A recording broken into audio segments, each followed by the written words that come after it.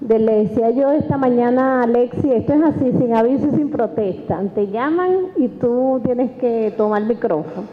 En principio, dar las gracias por la oportunidad y el foro hace honor al nombre, voces de todas partes. Y por culpa de Chávez estamos aquí, en un escenario como este, viéndonos las caras, voces de todas partes. Gracias por eso. Me toca hablar inicialmente del problema, como más o menos he entendido la dinámica. El problema que tenemos es la organización de la clase trabajadora en Guayana. De ahí partimos para describir que en Guayana la situación va más allá de entregar recursos a las unidades productivas, a las juntas directivas, etcétera. Tiene que partir del desarrollo fundamental de la política que muy bien acertada planteó nuestro comandante Hugo Chávez cuando estuvo en Ciudad Guayana para el año 2009 y hablaba del Plan Guayana Socialista. Ese plan tenía como dos principios básicos, que era la construcción de una corporación o dos corporaciones socialistas, hierro, acero y aluminio, y el empoderamiento o el modelo de gestión concejista basado en que la clase trabajadora asumiera el control de la producción. Ese plan tiene hay otras compañeras que lo van a tocar. Sin embargo, en este momento el plan ha estado muy debilitado, no se ha desarrollado y en principio tiene que ver mucho con ese compromiso político de verdad querer transformar, y eso es lo que precisamente no ha estado sucediendo.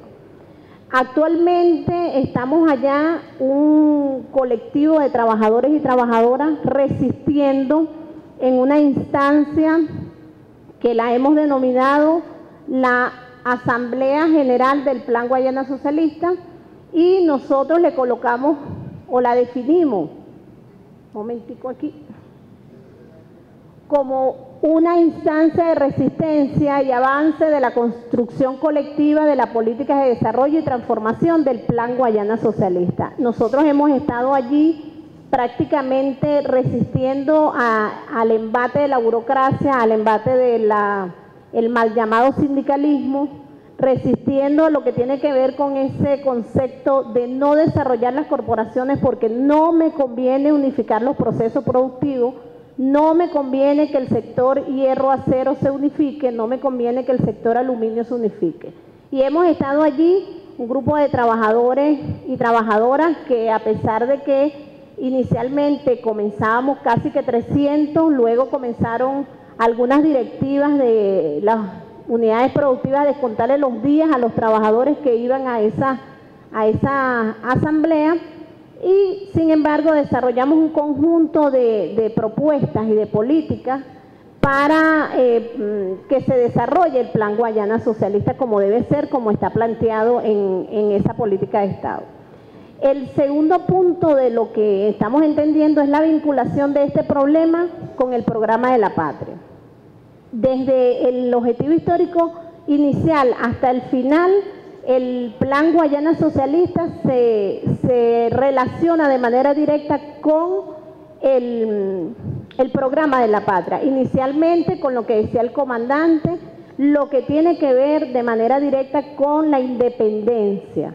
Y decíamos o leemos aquí, por ejemplo, que el objetivo número 1.2 dice: preservar y consolidar la soberanía sobre los recursos petroleros y demás recursos naturales energéticos. El hierro y el aluminio son recursos energéticos y son recursos naturales claves para el desarrollo no solo de Guayana, sino del país, en términos de una concentración de los recursos para el desarrollo, como decía el presidente, el comandante, de la transformadora, las unidades productivas transformadoras, y él siempre decía: ¿cuándo es que voy a ver los bates? ¿Cuándo es que voy a ver qué sé yo, las sillas de ruedas, las muletas, etcétera.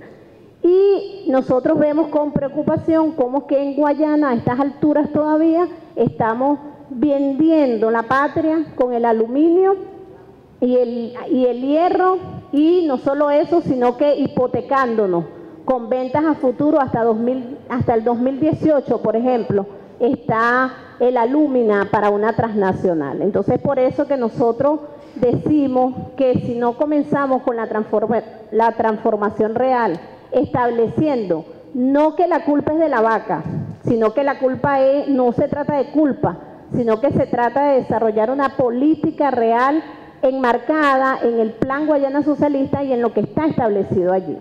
¿Nosotros qué planteamos? Nosotros desarrollamos un plan de transición. En el marco del Plan Guayana se plantean unas líneas específicas de desarrollo y planteábamos un plan de transición para lograr esas líneas. ¿Cuáles serían entonces, las propuestas que le tenemos al alto gobierno que impulse el desarrollo del plan de transición? La primera línea estratégica que los trabajadores, el plan de transición es una experiencia inédita, pudiéramos decir así, aparte del Plan Guayana Socialista, que fue la construcción colectiva, donde participaron más de 3.000 trabajadores en la elaboración de ese plan de transición, donde nosotros planteamos cómo debemos hacer la transición hacia las corporaciones socialistas, con unas líneas estratégicas definidas y con un plan operativo completamente establecido. Por ejemplo, partimos de la eliminación de la división social del trabajo, por ejemplo, y hacemos un planteamiento de cómo debería ser eso, hablando entonces de la transformación de las relaciones de poder con la aplicación clara del modelo consejista y de los consejos de trabajadores y trabajadoras, no vista como que los consejos de trabajadores y trabajadoras serían competencia de los sindicatos, nada que ver, sino con la función clara de los consejos de trabajadores y trabajadoras en asumir el control de la producción de las unidades productivas. El otro elemento tiene que ver con la transformación de las relaciones de distribución y de consumo. Es insólito cómo todavía nosotros estamos hablando de desarrollar capacidad instalada de las unidades productivas del sector hierro, acero y aluminio, y no nos damos cuenta que el problema no es de capacidad instalada, el problema es de lo que necesitamos, de la capacidad de necesidad. ¿Para qué necesitamos en algún momento definir cuál sería la capacidad o desarrollar la capacidad instalada de aluminio si resulta que nosotros no tenemos aquí capacidad instalada para la transformación? Entonces desarrollamos la capacidad instalada de las empresas del aluminio o del acero solo para sacarlas del país. Eso tendríamos entonces por eso planteamos en una línea estratégica la transformación de las relaciones de distribución y de consumo. Otra tiene que ver con la transformación de las relaciones otra tendría que ver con la transformación de las relaciones de producción. ¿Cómo es que nosotros nos estamos organizando para la producción? ¿Qué es lo que estamos haciendo? ¿Cómo es que nosotros seguimos e insistimos en vender lo que nosotros hacemos? Resulta que cuando hablamos de la racionalidad de las fuerzas productivas, vemos que el ambiente, hablamos de ecología, hablamos de ambiente, hablamos de que somos protectores, etcétera, y en Guayana es lo que menos hacemos. En Guayana nosotros extraemos de la naturaleza lo que tiene ahí sin importarnos, pero absolutamente nada de lo que está sucediendo alrededor de ella.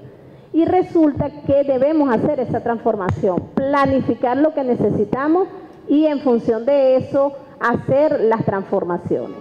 En términos de, sentí como que me tocaron, en términos de las propuestas, tenemos un plan de transición para la construcción de las corporaciones socialistas, solicitamos que ese plan sea incluido y lo vamos a entregar para que sea parte de las propuestas y además de eso la aplicación real de un modelo de revisión, rectificación y reimpulso de la acción de la clase trabajadora, iniciando con una revisión, rectificación e impulso del papel de los sindicatos en la lucha por la transformación y por el socialismo.